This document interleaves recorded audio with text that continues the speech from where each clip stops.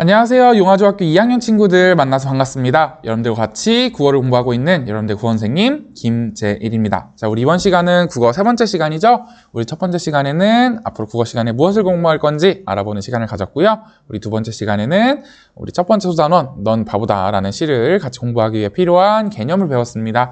그래서 반어, 풍자, 운율 이런 것들 중심적으로 배웠습니다. 자, 우리 학습 목표 여기 이번 소단원의 학습 목표 나와 있는데요. 이거 보면서 우리 지난 시간에 배웠던 것들 한번 복습해 봅시다. 자, 여기 보면 반어, 풍자, 운율 하면서 가치 있는 경험을 나타낼 수 있다. 이렇게 나와 있죠.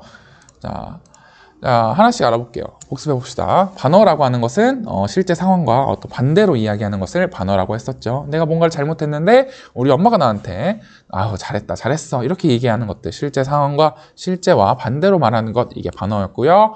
풍자라고 하는 것은 어떤 사회의 부정적인 모습, 어떤 모순이라던가 부정적 현실 이런 것들에 대해서 비판을 하는 건데 웃음을 섞어서 약간 웃기게 비판하는 거를 이제 풍자라고 했습니다. 약간 비웃음과 비판이 함께 섞여 있는 것, 그런 표현 방법 이런 것들을 풍자라고 했었죠. 약간 다른 대상에 빗대어서 약간 웃기게 표현하는 것이 풍자였습니다. 자, 그럼 운율이라고 하는 것은 어떤 시에서 느껴지는 말의 리듬, 가락, 어떤 시의 음악적인 요소 이런 것들을 운율이라고 했는데요. 우리 요즘 노래였던 후크라고 하잖아요. 이렇게 어떤 우리를 중독되게 하는 그런 후크 아니면 랩에서의 라임 이런 것들이 운율입니다. 반복을 통해서 형성이 된다 이렇게 이야기를 했었죠. 자, 그 아래 그 옆에 이제 가치 있는 경험이 이렇게 되어 있는데요. 여러분들이 가치 있는 경험하면 뭔가 도덕적으로 훌륭하거나 교육적으로 가치가 있거나 뭔가 남들에게 자랑할 만한 것 아니면 거창한 것 아니면 뭔가 해외에 한번 갔다 와야 될 거, 약간 이런 경험을 생각하는 경우가 많은데요. 가치 있는 경험이라는 거는 여러분들 그런 뭔가 위대하고 훌륭하고 이런 게 아니라 여러분들 일상 속에서 겪을 수 있는 경험이 가치 있는 경험이에요. 여러분들이 일상생활 속에서 여러분들이 어떤 겪은 것 아니면 누군가를 만난 것 아니면 매체를 뭐 TV, 인터넷, 라디오 이런 신문 이런 걸 통해서 간접 체험한 것, 그러니까 관찰한 것, 이런 것들이 전부 다 여러분들의 의미 있는, 가치 있는 경험이 될 수 있다는 거죠. 그러니까 여러분들의 삶을 한번 돌아보고 그 삶 속에서 느껴지는 이거는 나한테 의미 있었다. 여러분 정말 사소한 거지만 나한테 의미 있고 가치 있고 여러분들한테 어떤 그렇죠, 의미가 있다면 그런 거는 이제 가치 있는 경험이 되는 거죠. 그러니까 여러분들도 한번 여러분 15년 살았잖아요. 인생을 한번 성찰, 되돌아보고 나한테 의미를 줬고 뭔가 여운을 남기고 가치 있다고 생각하는 경험이 뭐가 있는지 한번 떠올려보면 우리 이번 단어를 공부하는데 도움이 될 것 같아요. 선생님도 가치 있는 경험을 한번 떠올려보자면은, 선생님은 이제 대학생 때 좀 생각이 나요. 선생님도 이제 여러분들과 같이 학생일 때가 있었지 않습니까? 나이 차이 별로 안 납니다. 그렇게 믿고 싶어요.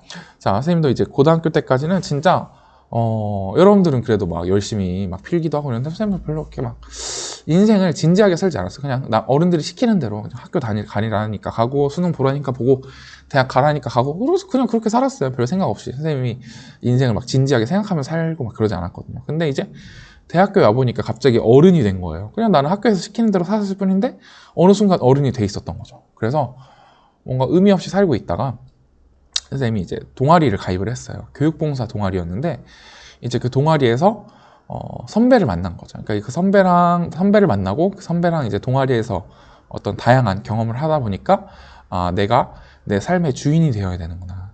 그렇죠? 이렇게 흘러가는 대로 살면 안 된다. 내가 내 삶의 주인이 되고 내가 결정하고 내가 책임지고 이런 삶이 진짜 어떤 내가 살아있는, 여러분 생명이라고 하는 거는 어떤 생물학적인 생명도 있지만 정치 사회적인 생명이라는 게 있거든요. 어떤 사회적인 삶을 살아가는 그런 어떤 개인으로서의 어떤 선생님의 존재를 깨달은 거죠. 그러니까 그러면서 그 선배를 만난 게 선생님은 좀 가치 있는 경험이라고 좀 지금 생각해 보니까 생각이 들어요.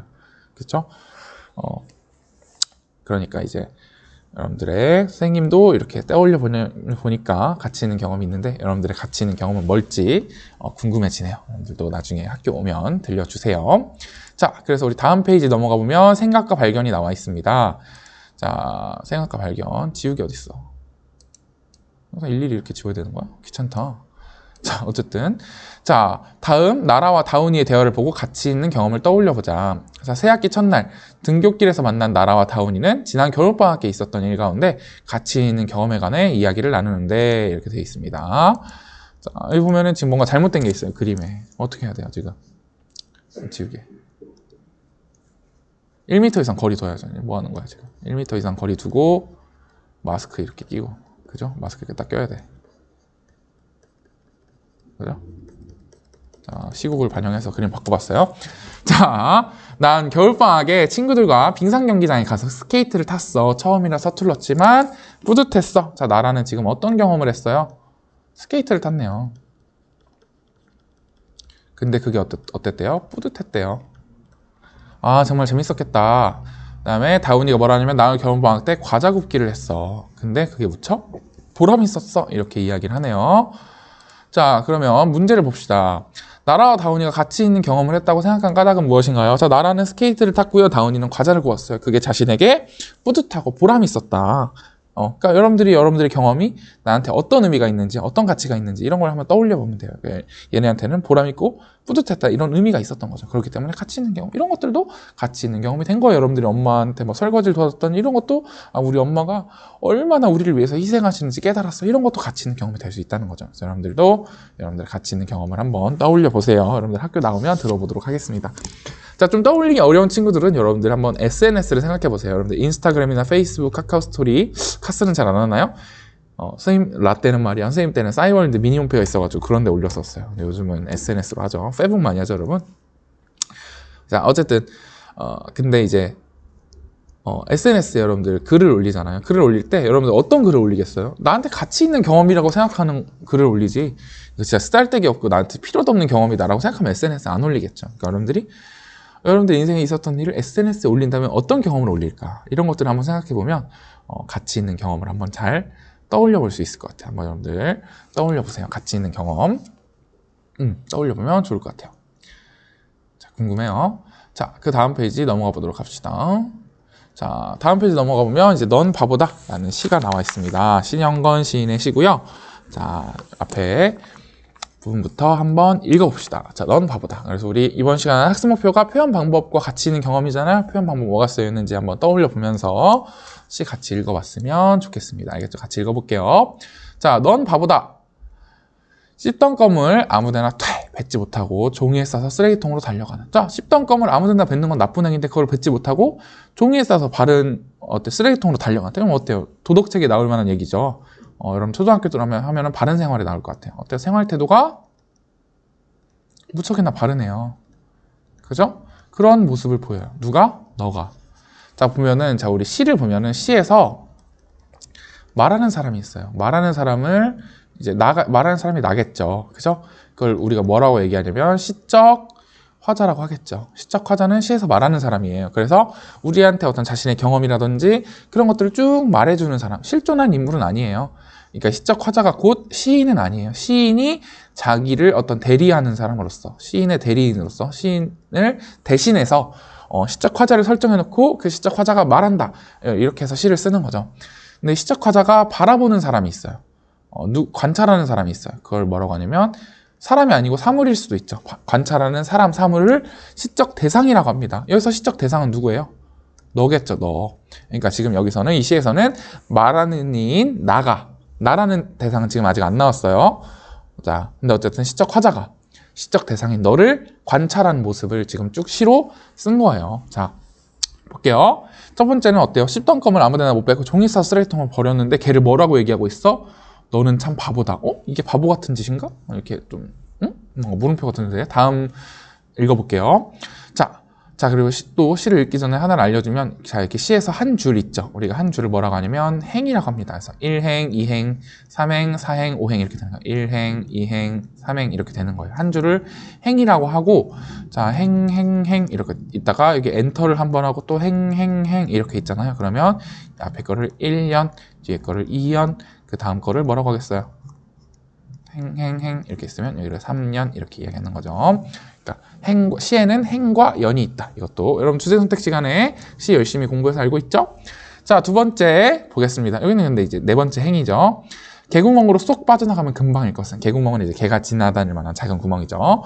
빙 돌아 교문으로 다니는. 자, 너는 참 바보다. 너는 바본데요. 얘는 또 어떤 특징을 가지고 있어요? 규칙을 잘 지켜요. 그쵸? 학생 생활 규정을 잘 지켜요. 벌점 이런 거 안 받으려고 규칙을 잘 지키죠. 물론 이 친구는 벌점 때문에 지키는 것 같진 않아요. 생활 태도가 바르고 성격이 착해서 지키는 것 같아요. 자, 얼굴에 검댕칠을 한 연탄전수 아저씨에게 쓸데없이 꾸벅 인사하는 너는 참 바보다. 어른을 보면 인사할 줄 알아요. 그러니까 어때? 굉장히 착하죠. 그리고 순수합니다. 그렇죠? 여러분들 보면은 초등학생 어렸을 때는 인사를 참 잘해요. 그리고 나이가 먹을수록 인사를 더 하네. 어른이 되면 어른들은 인사 더 하네요. 그러니까 이제 어떻게 보면 인사가 좀 뭔가 좀 슬프지만 순수할수록 인사를 많이 하잖아요. 그러니까 이제 착하고 순수한 모습을 이제 볼 수가 있는 거죠. 자, 여기까지 한번 볼까요, 여러분들? 자, 생활 태도가 바르고 규칙을 잘 지키고 착하고 순수한 모습을 보고 너는 참 바보다, 너는 참 바보다 이렇게 얘기하고 있어요. 자, 그럼 여기 뭐 어때요? 생활 태도 잘 지키고 규칙 잘 지키고 인사 잘하는 게 여러분들 규칙 잘 지키는 게 이런 게 바보예요? 아니죠. 이런 것들을 지금 뭐라고 표현하고 있어요? 바보라고 표현하고 있어요. 즉 다시 말해서 반대로 이야기하고 있죠. 규칙을 잘 지킨 아이인 너를 바보라고 이야기하고 있어요. 이건 뭐예요? 지금 반대로 이야기하고 있잖아요. 그러니까 뭐예요? 반어가 쓰였다 이렇게 할 수가 있는 거죠. 그래서 여기서는 반어라는 표현 방법이 쓰였다. 반어라고 하니까 어떻게 할 수 있어요? 예, 생활 태도 잘 지키고 규칙 잘 지키고 착하고 순수하다라는 거를 어떻게 보면 바보처럼 착하고 순수하다. 바보의 그러니까 어때요? 조금 더 강조해서 얘기할 수 있죠. 어떤 이 너의 좋은 점들, 이 반어를 통해서 너의 좋은 점들을 강조할 수 있다. 강조하고 있다라는 걸 알 수가 있어요. 그렇죠? 그런 좋은 행동을 하는 너를 바보다 이렇게 얘기함으로써 너의 그 좋은 행동이 더 두드러지게 보이는 거죠. 그건 진짜 바보처럼 순수하고 착한 건데 너는 바보처럼 그렇다. 이렇게 얘기하는 거죠. 그리고 또 보면은 뭐가 쓰였어요? 너는 참 바보다, 너는 참 바보다. 이게 어떻게 되고 있어요? 반복이 되고 있잖아요. 자, 첫 번째는 반어가 쓰였고 두 번째는 반복이 되고 있어요. 반복을 하면 어떻게 된다고 했죠? 운율이 만들어진다 이렇게 이야기했잖아요. 그래서 반복적 표현으로 이제 운율을 형성하고 있고 바보다 어때요? 반복하니까 강조하죠. 그러니까 선생님도 중요한 걸 얘기할 때는 어때? 강조해서 반복해서 얘기하잖아요. 그러니까 이 시에서도 너가 바보 같다, 바보같이 착하고 순수하다. 이게 이 시에서 주제이기 때문에 중요하기 때문에 반복해서 강조하고 있는 거예요. 그래서 여기서는 어떻게 보면 이거를 시의 한 구라고도 할 수가 있겠고 아니면 시행이라고 할 수도 있겠고 아니면 문장이라고 할 수도 있겠죠. 이제 그런 것들을 반복을 통해서 운율을 형성하고 의미를 강조하고 있고 반어를 통해서 아주 너가 바른 아이, 바른 아이라고 하는 것을 반어를 표현해서 강조하고 있어요. 그런 것들을 알 수가 있었습니다. 자, 그럼 다음 페이지로 넘어가도록 합시다. 자, 이렇게 하니까 또 맞춰지죠. 자, 보겠습니다. 자, 그 다음에 이제 네 번째. 호랑이 선생님 전근 가신다고. 전근이라고 하는 거는 근무지를 옮긴다는 거예요. 선생님도 이제 용화 중에 5년이 되면 다른 학교로 가야 돼요. 호랑이 선생님이 전근 가신다고. 그러니까 무서운 선생님 가면 애들 별로 안 슬퍼하잖아요. 근데 계집 애들도 흘리지 않는 눈물을 찔끔거리는 너는 참 바보다. 여기서는 어떤 특징을 알 수 있어요? 그 사람, 선생님이 아무리 무서워도 선생님이랑 정이 들었기 때문에 그런 거죠. 정이 많다라는 특징을 알 수가 있는 거죠. 자, 근데 여러분 선생님이 여기서 한 가지 말하고 싶은 게 있는데 자, 여기 어떤 단어가 나와요? 입에 별로 담고 싶지도 않은 이제 계집애라는 말이 나오죠. 이런 걸 우리가 뭐라고 하냐면 우리 혐오 표현이다 이렇게 이야기해요. 그쵸?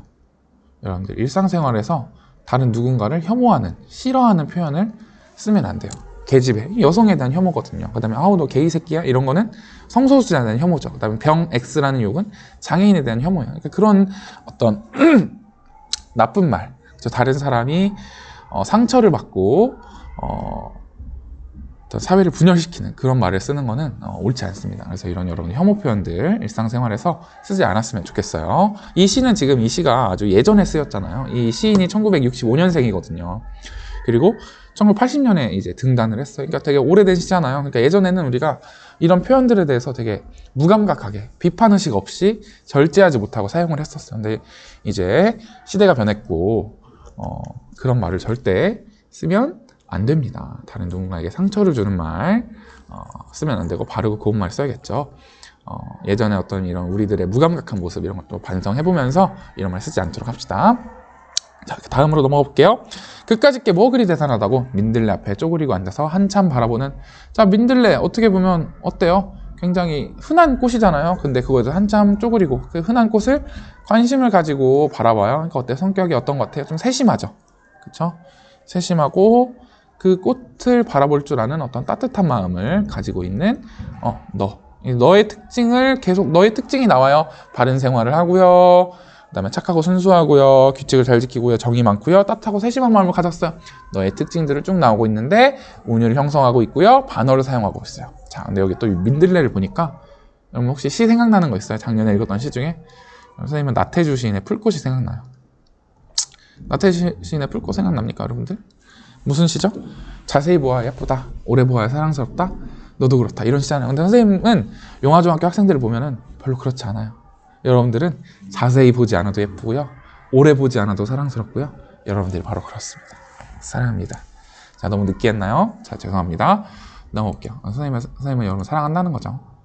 여러분들은 자세히 보지 않아도 얼핏 봐도 예쁘고요. 오래 보지 않고 잠깐만 봐도 아주 예쁩니다.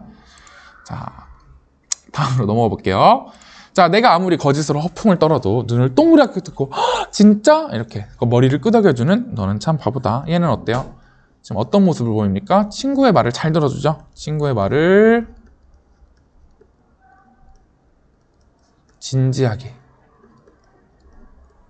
아주 공감하며 들어주는 아주 멋진 모습을 보여주고 있네요. 여러분들도 친구랑 얘기할 때는 여러분들의 말을 하는 것도 중요하지만 친구의 말을 경청해주고 친구의 말을 공감하며 듣는 것. 우리 나중에 1단원에 3단원 가면 공감하며 대화하기를 배울 거거든요. 그러니까 이렇게 이 친구는 벌써 이제 공감하며 듣기를 배울 필요도 없어요. 이미 할 줄 아는데 뭐. 그러니까 머리를 끄덕여서 공감해주는 거 중요하다는 거죠. 자, 그 다음에 바보라고 불러도, 그래서 넌 진짜 바보 같아 이렇게 바보라고 약간 놀리는 거잖아요. 불러도 화내지 않고 씩 웃어버리고 마는 너는 정말 정말 바보다. 자, 그래서 정말을 2번, 여기서 정말을 2번 어떻게 했어요? 반복했잖아요. 반복하니까 반복, 이건 거의 공식이에요. 운율을 형성하고 의미를 강조하고 있죠. 바보인데 정말 정말 바보야 라고. 뭘 강조해? 네가 정말 착하고 바른 아이다 라는 거를 반복을 통해서 강조하고 있죠. 강하게 표현하고 있습니다. 자, 위에서는 바보다, 너는 참 바보다 이렇게 얘기했는데 정말 정말 바보다 라고 했잖아요. 이렇게 점점점 크게 이야기하는 걸 우리가 점층적 표현이다 이렇게 얘기해요. 우리 음악에서 여러분들 보면은 크레센도라고 알죠? 크레센도, 이렇게 점점 커지는 거. 이거를 우리 국어에서는 점층이라 그래요.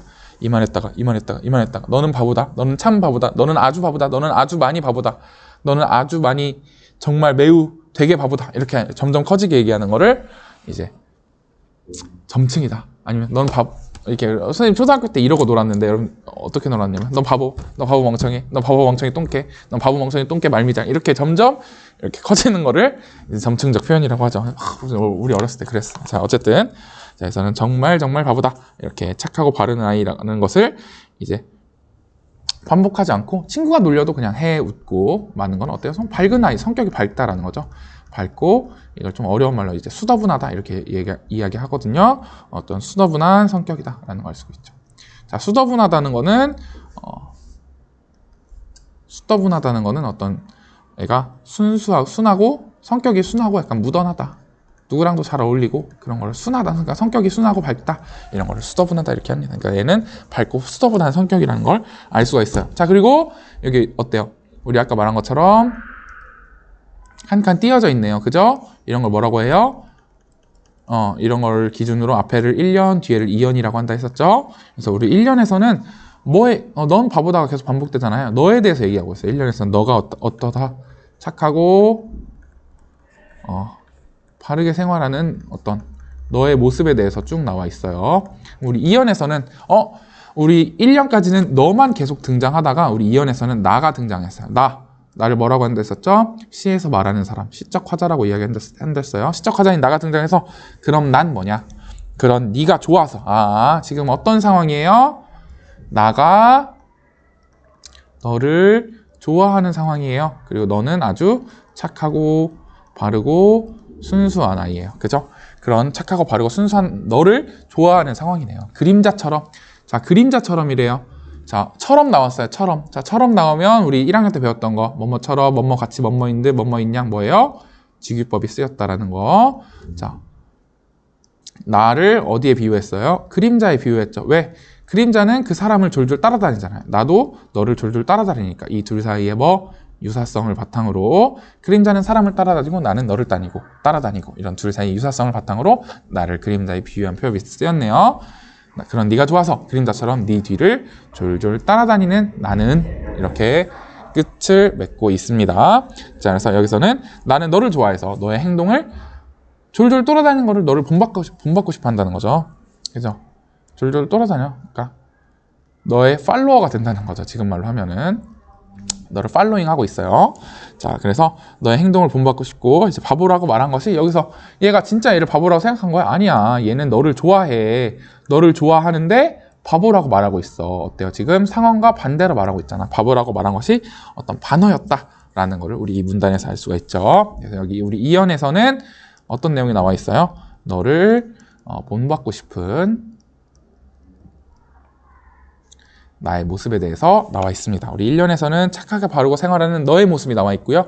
우리 2년에서는 그런 너를 본받고 싶어하는 나의 모습이 나와 있었습니다. 자, 그래서 우리 시를 정리해보면 이 시는 자, 얼른 마칠게요. 네, 그래서 이 시는 좋아하는 아이를 어떤 관찰한 경험을 바탕으로 한 시예요. 그래서 너의 바른 행동을 바보라고 반어적으로 표현하면서 화자의 마음을 반대로 표현해서 강조하고 있는 시지요. 자, 이렇게 시를 같이 읽어봤는데요.